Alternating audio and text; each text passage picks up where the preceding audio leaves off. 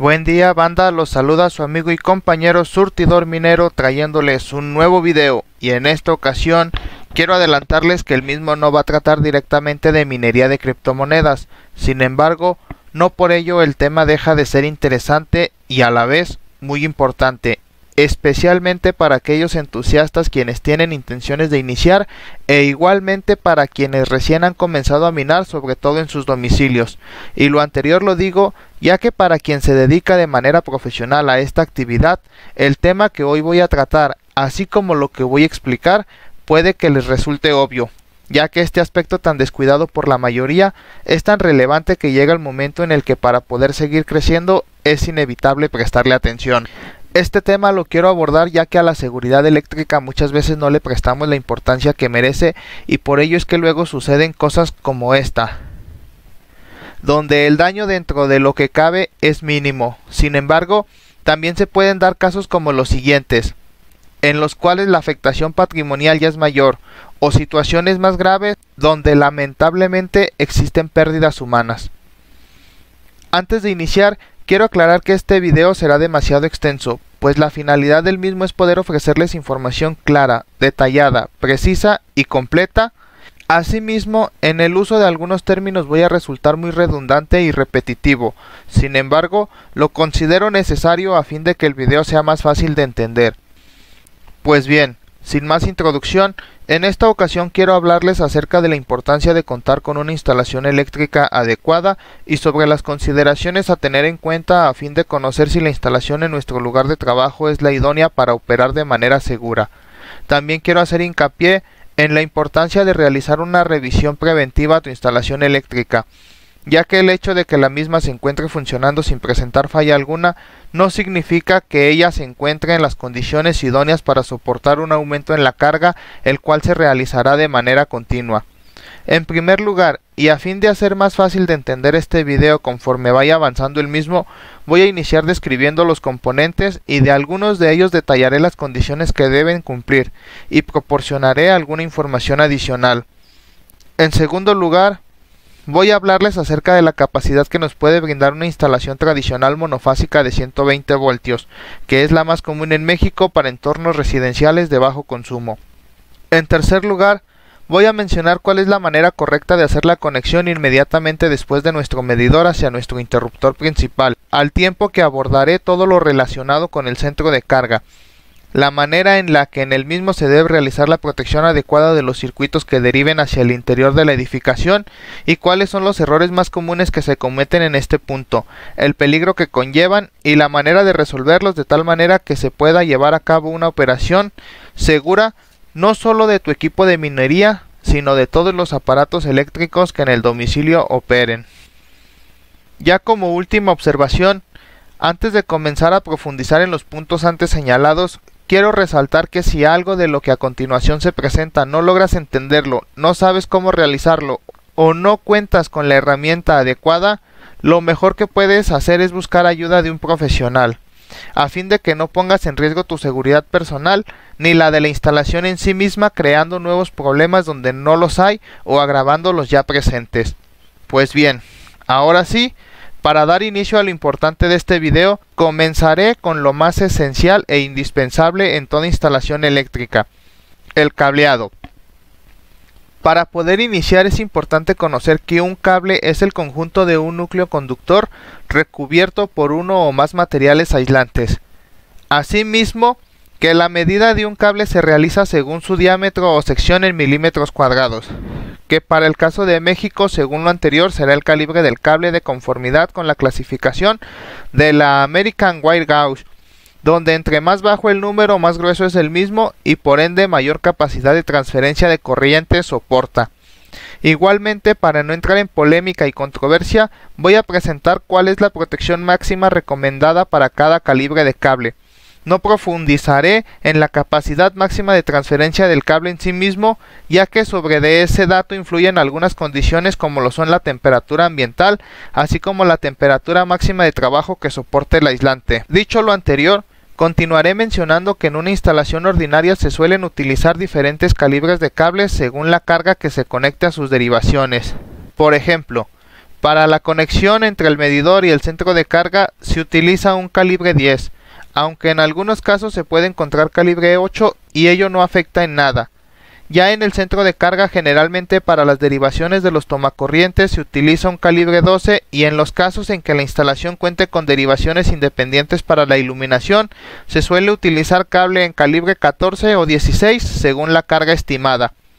Con respecto al cable a utilizar, resulta fundamental mencionar que un cable de buena calidad debe ser capaz de no incendiarse, no propagar flama, ser resistente al calor y la humedad, y de preferencia contar con un aislamiento de baja emisión de humo a fin de que pueda proporcionar seguridad al inmueble y a las personas que habitan, visitan o trabajan en el mismo.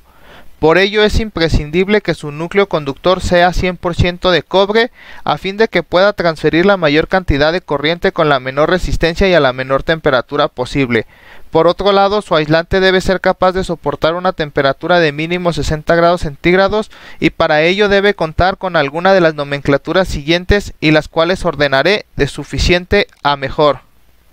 TW,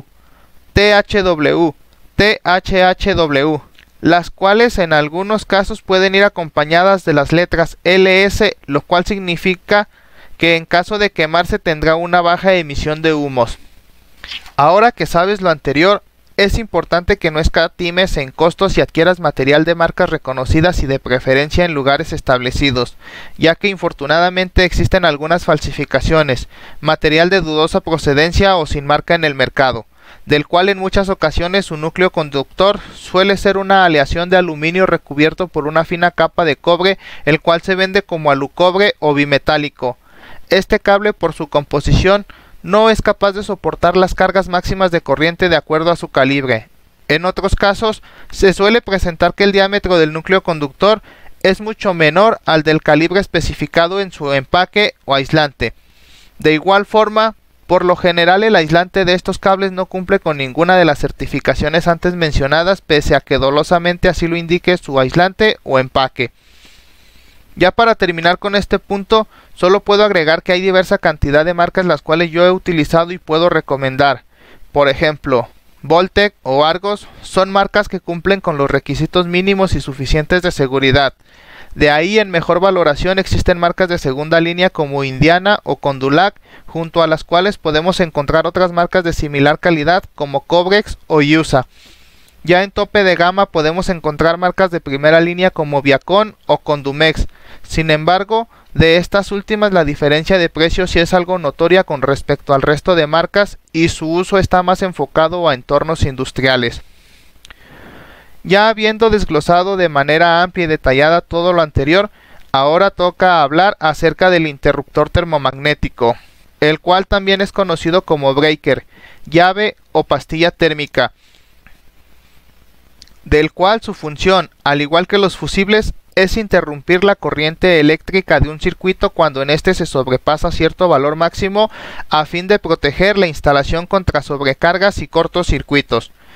Dentro de las ventajas de un breaker con respecto a los fusibles, se encuentran que al momento de que se activan, una pastilla solamente se salta o se bota, no se quema, por lo cual no genera chispa, y ello reduce casi a cero el riesgo de incendio. Asimismo, y con respecto a lo anterior, al momento de necesitar reanudar la corriente eléctrica, la acción es más breve y segura en el caso de los interruptores termomagnéticos, ya que basta solamente con bajar el interruptor de la pastilla en su totalidad y volver a subirlo a su posición de paso de corriente sin siquiera tener la necesidad de abrir el centro de carga. En cambio, en el caso de los fusibles será necesario primero desenergizar la caja para posteriormente abrirla y revisar el estado del fusible para determinar si se puede únicamente cambiar el filamento protector o si se requiere cambiar el fusible completo, siendo en cualquier caso necesario el retiro y posterior montaje del mismo. Con respecto al centro de carga, la realidad es que cualquiera puede ser de utilidad. Solo será cuestión de evaluar la cantidad de derivaciones que vamos a realizar a fin de elegir el adecuado, aunque quiero señalar que a mí personalmente me agradan bastante los centros de carga de la línea QOX Square D de Schneider Electric, ya que la disposición de sus derivaciones permite colocar el interruptor principal dentro del mismo. Adicionalmente cuentan con una barra aislada independiente para las conexiones de los neutros y otra barra la cual hace contacto con el chasis para la conexión de las tierras físicas. Otro motivo por el que me agradan bastante es por la facilidad que ofrecen al momento de realizar las derivaciones que se distribuirán en el domicilio, ya que permite realizar en su conjunto un trabajo más limpio y organizado.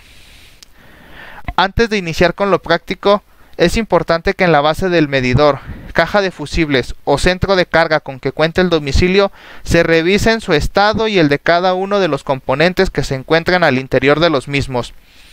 Ello para el caso en que corresponda e incluye las zapatas, así como las conexiones de todos los cables a las mismas, que no se encuentren con óxido, flojas, flameadas o quemadas. Igualmente que nada de lo anterior se observe en el cuerpo, terminales y tornillos de los interruptores termomagnéticos o base de fusibles, en las barras de conexiones así como en sus tornillos. Igualmente se debe revisar que todos los aprietes de los cables mediante tornillos se encuentren bien realizados con la mayor fuerza posible. Todo lo hasta aquí mencionado es con el fin de evitar falsos contactos, ya que los mismos generan un aumento en el consumo eléctrico y daño a las conexiones y el cableado. Ya por último es necesario revisar el correcto sellado a fin de minimizar el ingreso de polvo y humedad.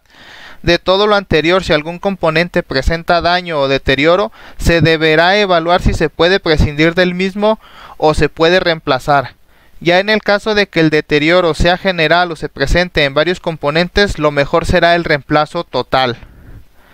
Ahora sí, ya para iniciar con el segundo punto, como ya lo mencioné en un principio, esta explicación se realizará en base a una instalación residencial de bajo consumo, la cual realmente puede oscilar entre los 110 a 127 voltios. Sin embargo, antes de iniciar quiero señalar que lo aquí mencionado es meramente más técnico que otra cosa, ya que en un principio cualquier acometida debería ser capaz de soportar una capacidad de transferencia de hasta 30 amperios de corriente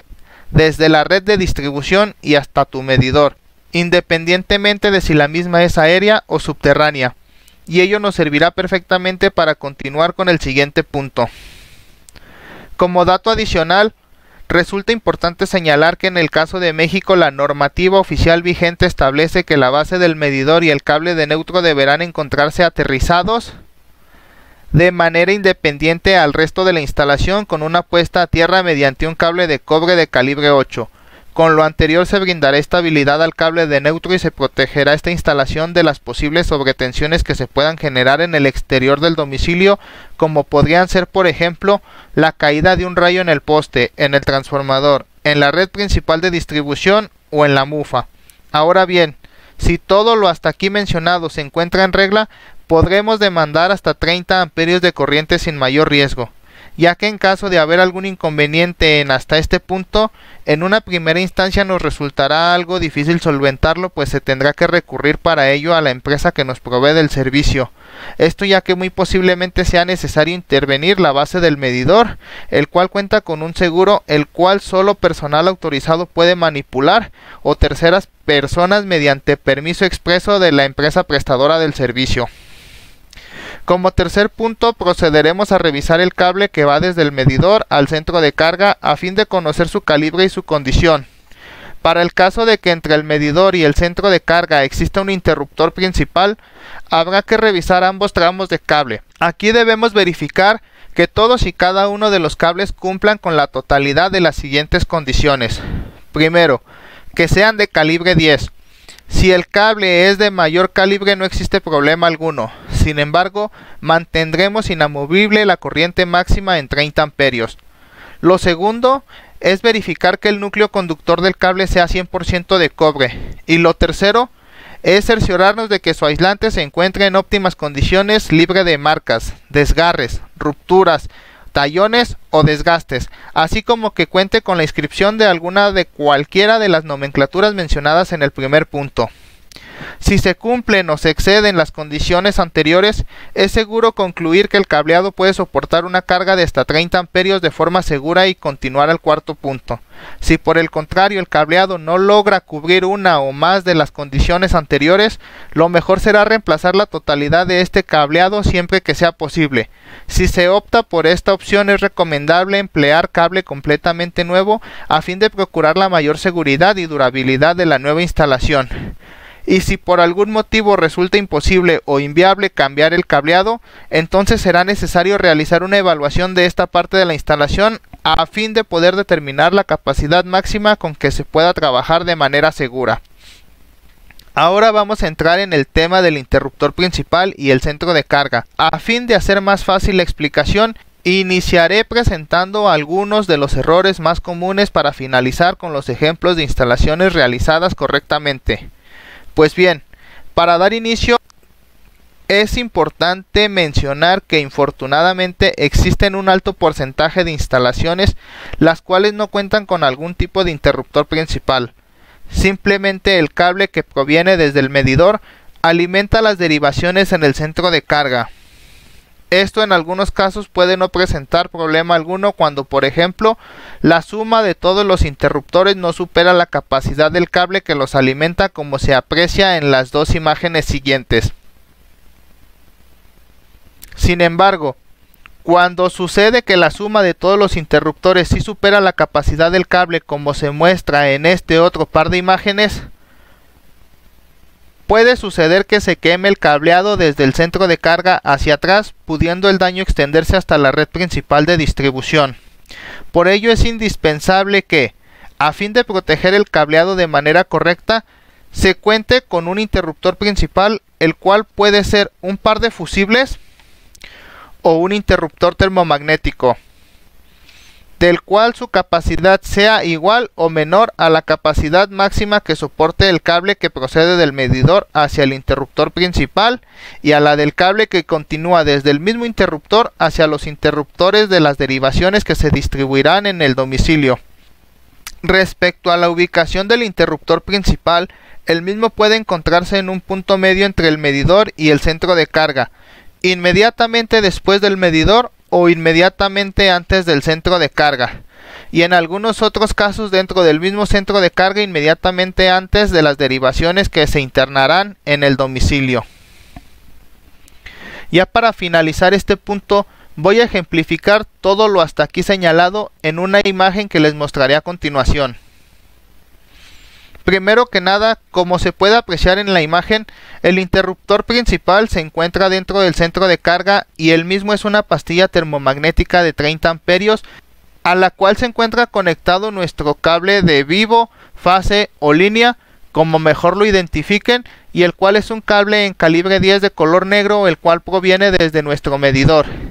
similar al cable blanco de neutro o retorno del mismo calibre y el cual se encuentra conectado a la barra de neutros. Igualmente podemos apreciar un cable de calibre 10 en color verde que ingresa al centro de carga y llega a su correspondiente barra, la cual hace contacto directamente con el chasis y la cual bajo ninguna circunstancia en este punto debe hacer contacto con el neutro. Ya desde esa barra se realizan las derivaciones hacia el domicilio. Ese cable es la puesta a tierra y la misma debe ser totalmente independiente de la primera que se utilizó para aterrizar el neutro y la base del medidor. Es importante que una instalación cuente con su puesta a tierra debidamente realizada, ya que la función principal de este cable es proteger a las personas en caso de que un aparato se energice en su carcasa o chasis a razón de una falla interna o deterioro de sus componentes, como podrían ser lavadoras, licuadoras, hornos de microondas o refrigeradores, y en nuestro caso particular, fuentes de poder. En esos casos, el cable de puesta a tierra permite que la energía se desvíe de manera rápida y segura hasta la jabalina de tierra física, minimizando el riesgo de electrocución en las personas o mascotas en el domicilio.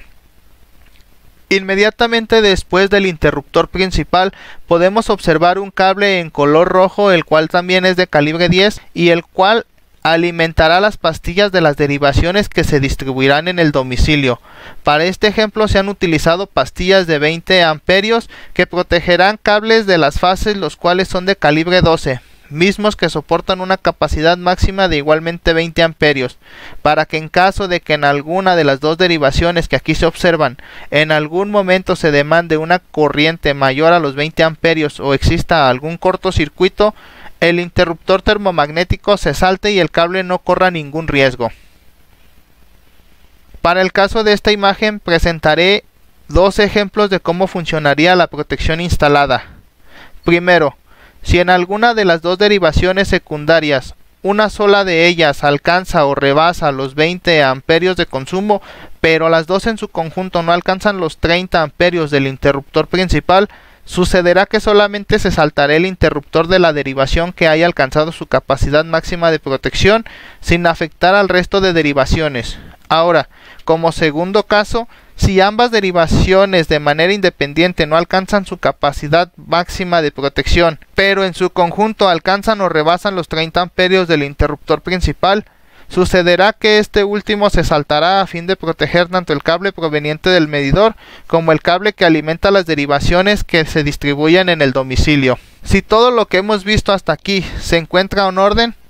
ahora es momento de enfocarnos en el cableado y los tomacorrientes de a donde vayas a poner a trabajar tú o tus equipos de minería. Sin embargo, en este apartado se pueden dar dos supuestos. El primero es que ya existe una instalación hasta ese punto y en cuyo caso será necesario realizar las revisiones correspondientes a fin de conocer si todo se encuentra en orden o existe algún desperfecto o inconveniente, y de ser el caso, evaluar si es posible solventarlo o si se requiere realizar una nueva instalación.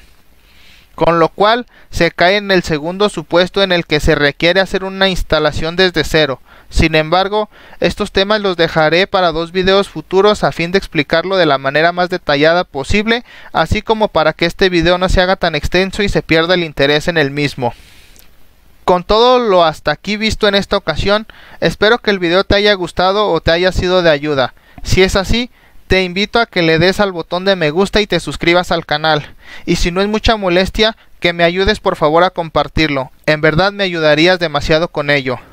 Sin más por este video, se despide su amigo y compañero surtidor minero, no sin antes agradecerte por llegar hasta esta parte del mismo y desearte que tengas un excelente día.